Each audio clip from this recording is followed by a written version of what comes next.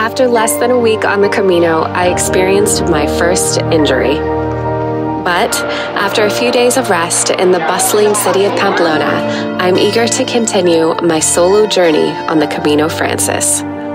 I'll take you along as I deal with one of the most talked about issues on the Camino. I almost peed my pants. And visit one of the most iconic stops along the route, Alto del Perdon, the Mount of Forgiveness. And then end the day by meeting up with fellow pilgrims. It's Valclair! And one of my most favorite stays along the route in Puente la Reina. This place is amazing. I'm Crystal, and this is Vanhalla Adventures.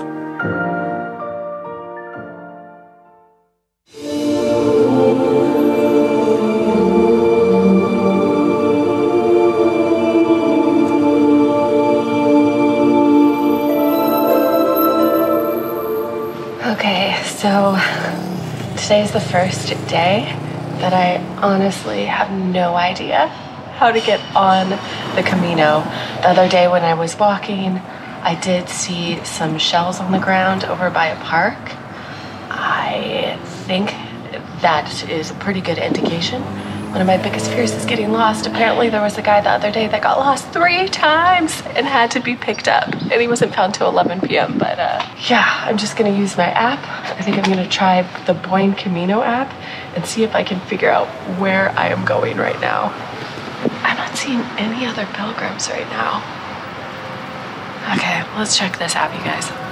Generally, it's really difficult to get lost on the Camino Frances, but in large cities, your accommodations may be far away from the general route, so this might be the only time that it's really nice to have an app or GPS device to double check where you're going. So the BUEN Camino app was not great, but the Camino Ninja, there's a line and you can see yourself on it. And so basically we weren't that far off. I found some other ladies that were looking for the trail.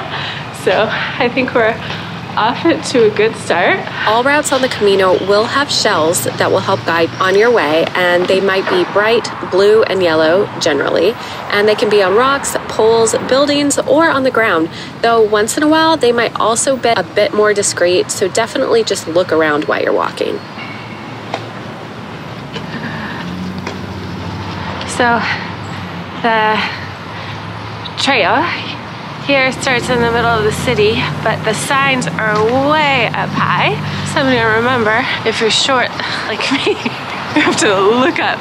And the silver little plates on the ground are very indiscreet. They kind of blend in with the cement. I mean, I found it and I'm not good with directions.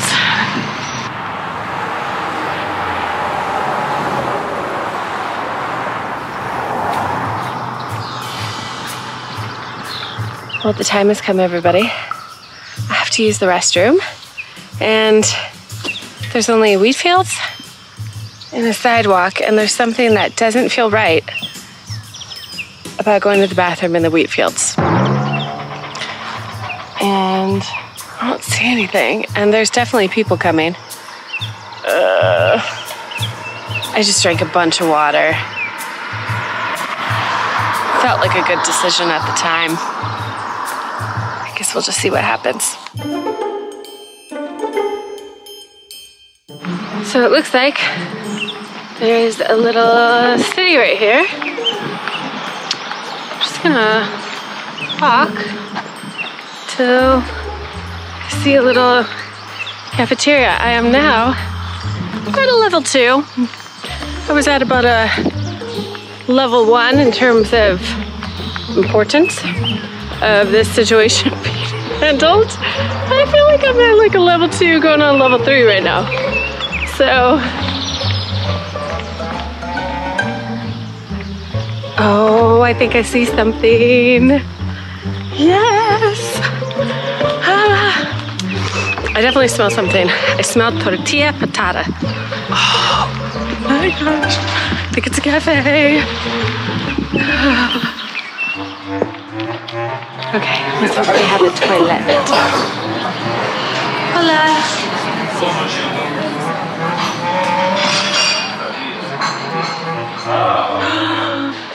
Oh my gosh.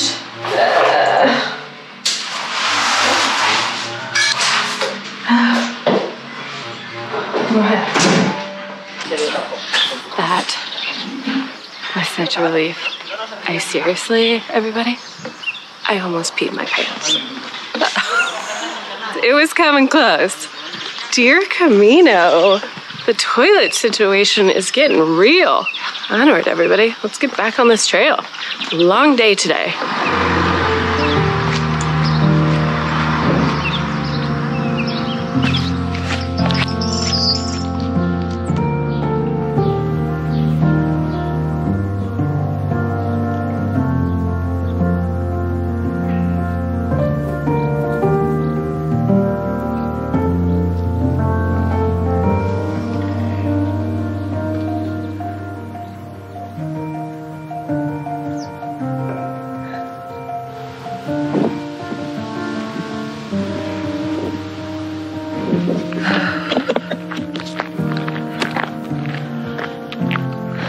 I could walk 500 miles, then I could walk 500 miles.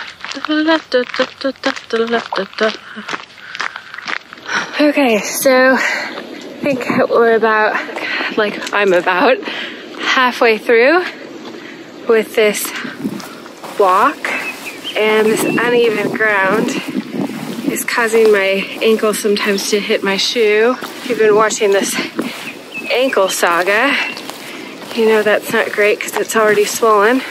Ooh, there's some benches up here, so I think I'm gonna have to change into my sandals. I can feel my limp starting. I don't want to be a little limpy for the rest of this hike because it's all uphill and then downhill. One thing I have learned from the Camino is to always carry a pair of sandals with you in your backpack, even if you're only carrying a day pack. Some days the Camino can be very, very hot during the summer, and in the afternoons it can be nice to give your feet some air to prevent blisters.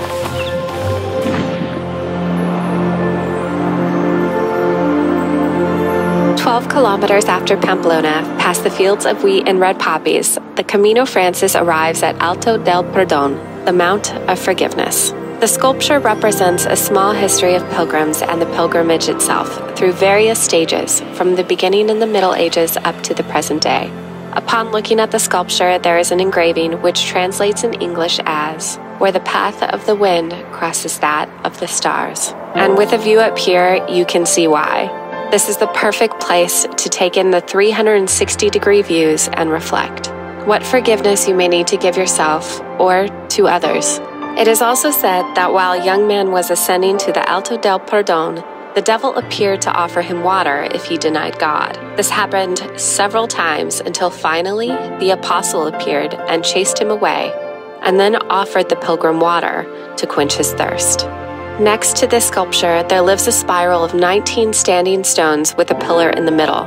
This is a dedicated memorial to 92 people from 19 villages in the Sierra del Perdon who lost their lives in the Spanish War between 1936 and 1937. You can take a moment here before making the steep descent down the mountain.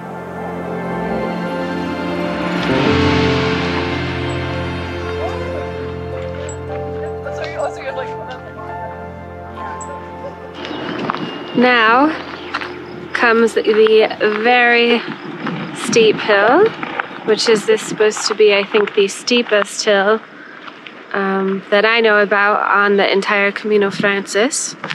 And I'm just going to take it slow, not try to keep up with anybody, and really trust that my sandals are going to do fabulously for this. I've got all the time in the world.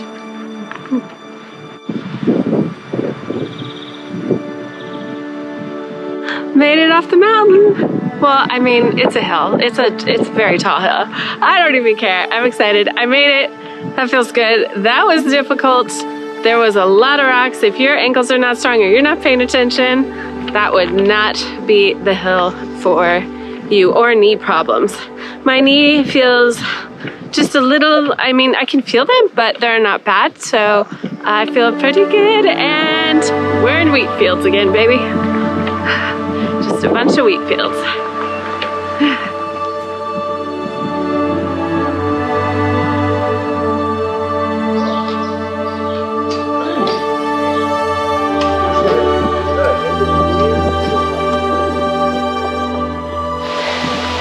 Today has been long and I'm so excited. My albergue, staying in tonight, is literally right off the trail right here. First stop in town. Oh my gosh, feels so good to see this place.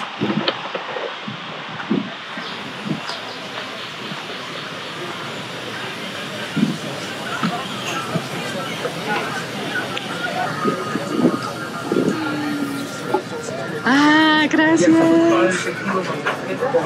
Obviously, first things first before I check in. I said the same thing, but it didn't happen. I just had the best surprise. Look at who I found. Ah! It's Val and Claire. Yes. Camino Joey. This is such a great surprise.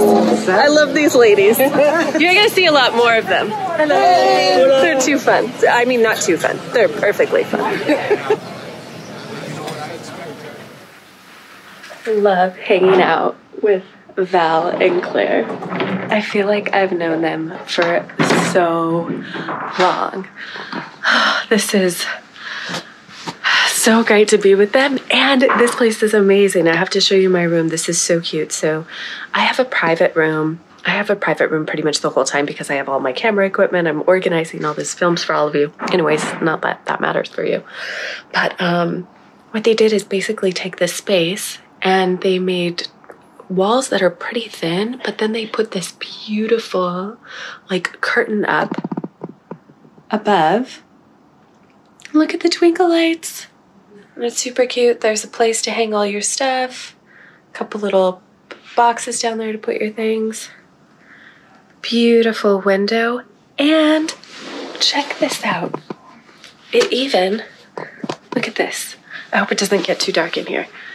But they have a thing so it can go down. So yeah, that way you can have it down until the morning. Ah, it's so nice. It's great to have a place like this after a very long day. I think it was about 15 or 16 miles today, but my body hurts so bad.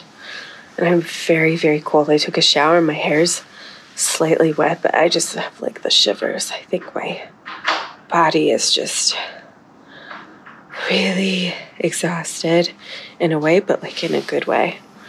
The one takeaway that I had today while I was walking, and I did most of my walk, pretty much the whole thing by myself, was acceptance. And there's a saying that it is what it is. And I've never really liked that saying because it implies that like, whatever. I'm not going to fix it. I'm not going to do anything about it. I'm just going to accept it, but not necessarily, I feel like, in a healthy way. But when I was walking today, there was a different kind of acceptance that I had because my feet were hurting. But it was one of those where I wasn't going to dwell on it. It was, yeah, my feet are hurting. And I'm going to accept that as the truth of what is in this moment. But I'm not going to sit there and, or walk and dwell on it the entire time and focus on it and then just be like, oh, this sucks, I'm in pain, blah, blah, blah, blah, blah, and get into this complaining mode. But rather, I accepted what it was and then I moved on, literally and figuratively. And that felt like the biggest lesson of today. Instead of focusing on the pain and the bad, that it was accepting like it was. And so the last 6 miles, I was in pain, but it didn't overtake me. And that felt like a really big growth for me, to not let something overtake me and for me to dwell on it, but instead allowing it to be. So that was my takeaway for today. But I'm tired. I'll catch you all tomorrow morning, continue on this ride, and I get to walk with Val and Claire. Ah, they're so great. So see you in the morning, everybody.